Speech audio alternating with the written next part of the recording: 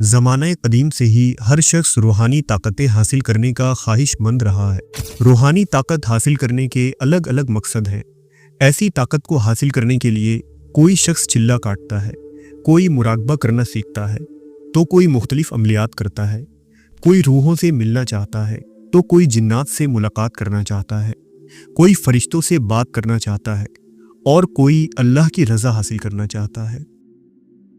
ہر وہ شخص جو یہ کرنا چاہتا ہے، ان میں سے کچھ لوگوں کا خاص مقصد ایسی باتیں جاننا ہے جو کوئی بھی نہیں جانتا اور جس کو یہ لوگ علم غیب کہتے ہیں، جیسے ماضی کی باتیں یا مستقبل کا حال جاننا۔ ان چیزوں کو سیکھنے کے لیے لوگ مشکل سے مشکل کام بھی کر جاتے ہیں اور اپنی زندگی کا اچھا خاصا حصہ ان چیزوں پر قربان کر دیتے ہیں۔ ایسی ماورائی طاقت میں ایک طاقت تیسری آنکھ یا تھرڈ آئی ہے۔ تیسری آنکھ کی مدد سے انسان روحانی دنیا سے رابطہ قائم کر سکتا ہے۔ اس کی ذہنی اور نفسیاتی صلاحیت دگنی ہو جاتی ہے۔ شاید اس لیے خدا نے اسے ہمارے نظروں سے پوشیدہ رکھا ہے تاکہ غور و فکر اور تدبر رکھنے والے لوگ ہی اسے پا سکیں۔ تیسری آنکھ کے کھلنے کا مطلب اپنے باطن کی دنیا میں بصیرت حاصل کرنا اور ہر چیز میں خدا کی نشانیوں کو پہچاننا ہے۔ کچھ لوگ اس کا استعمال کر کے بند آنکھوں سے بھی چل پھر سکتے ہیں اور کچھ لوگوں کو تیسری آنکھ کی مدد سے مستقبل کی جھلک پہلے ہی دیکھنے کو مل جاتی ہے۔ غرض یہ کہ تیسری آنکھ صرف دیکھنے کی طاقت ہی نہیں بلکہ ایک مکمل روحانی طاقت ہے۔ موجودہ دور میں میڈیکل سائنس اس بات کو مانتی ہے کہ ہمارے دماغ کے اندر موجود پینیل گلینڈ ہی دراصل تیسری آنکھ ہے۔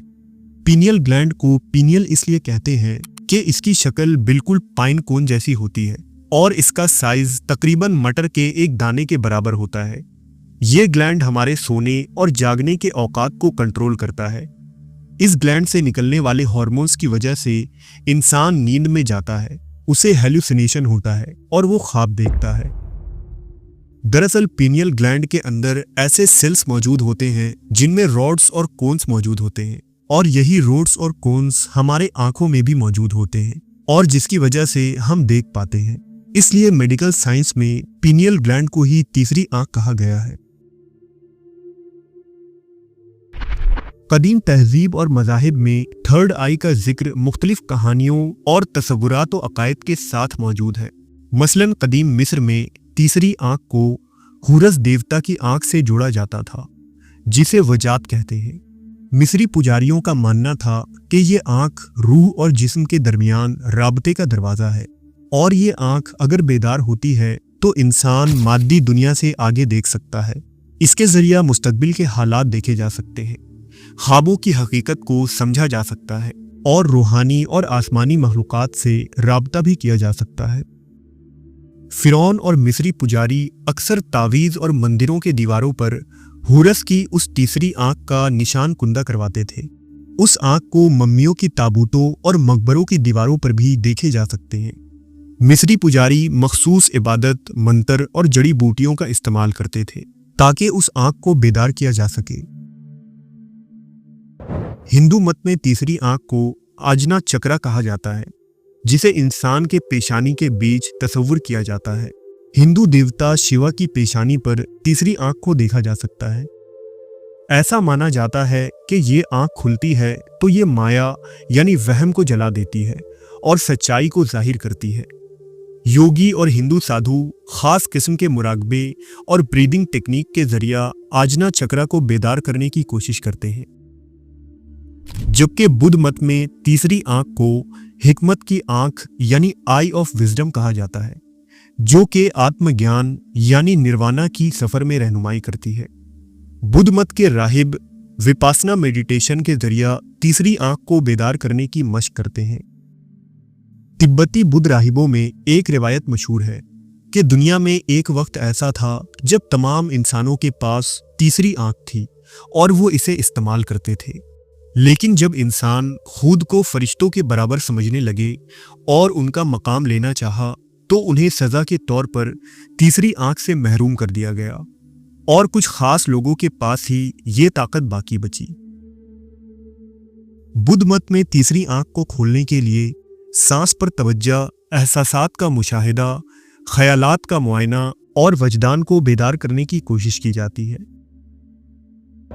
اسی طرح قدیم بابلی تہذیب میں دیوتا انو اور انکی کی علامتی آنکھ، قدیم یونان میں اپولو دیوتا کی آنکھ اور نارس مائتھولوجی میں اوڈین کی آنکھ اس بات کو ظاہر کرتی ہے کہ تیسری آنکھ کا تصور قدیم دور کے تہذیبوں اور مائتھولوجی میں علامتی طور پر کی جاتی تھی، اور ہر دور میں لوگوں کا یہ عقیدہ رہا ہے کہ انسان کے اندر ایک باطنی آنکھ پوشیدہ ہے، جسے بیدار کرنے پر انسان مادی دنیا کے حدود کو پار کر کے بہت کچھ دیکھ سکتا ہے۔ کچھ تہذیبوں کے اندر مثلا سومیریا تہذیب میں تیسری آنکھ کو درخت کے بیج کے طور پر ظاہر کیا گیا ہے۔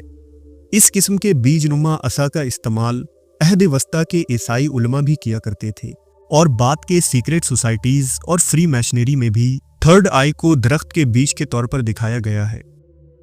کچھ عیسائی علماء کا یہ بھی عقیدہ ہے کہ تیسری آنکھ وہ اندر کی نظر ہے جس کا ذکر نئے عہد نامے میں عیسیٰ مسیح نے کیا تھا، جس میں وہ کہتے ہیں کہ بدن کا نور آنکھ ہے، اگر تیسری آنکھ صاف ہے تو تیرا پورا بدن روشن ہوگا، لیکن اگر تیری آنکھ بری ہے تو تیرا پورا جسم اندھیرے میں ہوگا۔ اسلامی تصوف میں تیسری آنکھ کو خواب کے ساتھ بھی جوڑا جاتا ہے، مثلاً استخارہ کا عمل، جس میں انسان عمل اور دعا کرنے کے بعد سو جاتا ہے اور اپنے خوابوں کے اندر رہنمائی لینے کی کوشش کرتا ہے۔ اکثر اوقات اسے خواب میں کوئی اشارہ مل جاتا ہے۔ تصوف میں یہ مانا جاتا ہے کہ اس طرح کے خواب انسان اپنے قلب یا روح کی آنکھوں سے دیکھتا ہے، اور اس روحانی نظر کا تعلق تیسری آنکھ سے ہوتا ہے۔ تصوف میں تیسری آنکھ کو عام طور پر باطنی نظر یا روحانی بصیرت کہا جاتا ہے۔ یہ آنکھ انسان کو ظاہری دنیا کے ساتھ ساتھ باطن کی دنیا، اللہ کے اسرار اور روحانی حقائق کی طرف دیکھنے کی طاقت دیتی ہے، جس پر امام غزالی اور ابن عربی نے بہت کام کیا ہے اور بے شمار تحریریں لکھی ہیں۔ اس تیسری آنکھ کو بیدار کرنے کے لیے مراقبہ، چلہ کشی، ذکر اور مختلف عملیات کی جاتی ہیں، لیکن یہ تمام چیزیں بنا کسی شیخ کے رہنمائی کے ممکن نہیں۔ تھرڈ آئی کو کھولنے اور پینیل گلینڈ کو ایکٹیویٹ کرنے کے لیے قدیم دور سے انسان ایک خاص قسم کے مشروم کا بھی استعمال کرتا آیا ہے، جسے سائیکو ایکٹیو مشروم کہا جاتا ہے۔ اس مشروم کے ذریعہ پینیل گلینڈ میں توانائی بڑھنے لگتی ہے۔ اس کے استعمال کرنے والوں کی کئی ساری کہانیاں صدیوں سے چلی آ رہی ہے۔ اسے استعمال کرنے والوں کو اپنے سامنے مختلف مخلوق، روح اور عجیب چیزیں دکھائی دیتی ہیں۔ مشروم کو لینے والا وقت کا احساس بھول جاتا ہے۔ قدیم مصری اور امریکہ کے سیمنز قبائل کے لوگ ہزاروں سالوں سے اس طرح کے مشروم اور جڑی بوٹیوں کا استعمال کرتے آ رہے ہیں، جس کے ذریعہ وہ اس دنیا سے روحانی دنیا میں جا کر واپس آتے ہیں اور روحوں سے رابطہ قائم کرتے ہیں۔ سیمنز لوگ اس قسم کے پودوں کو جلا کر ناک سے اس کے دھوئیں کو اندر لیا کرتے تھے، یا پھر اس کی چائے بنا کر پیا کرتے تھے، جس کے بعد انسان ایک مدہوشی والی حالت میں چلا جاتا ہے۔